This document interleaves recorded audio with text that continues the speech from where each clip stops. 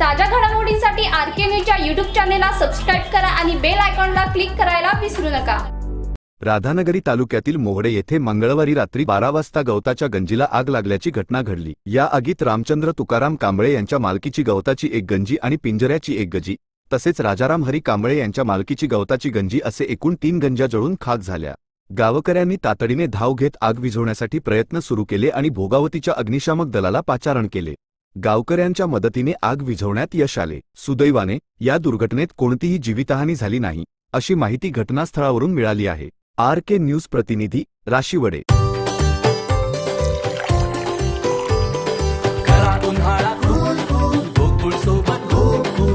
गोकुळ सोबत गोकुल डेरीतनी रांगा रांगातनी किटल्या किटल्यातनी दूध हाय भारीच ग भारीच ग भारीच ग। दूध भारी फॅट भारी SNFB भारी ही किमया फर्टिमिन प्लस ची चारी।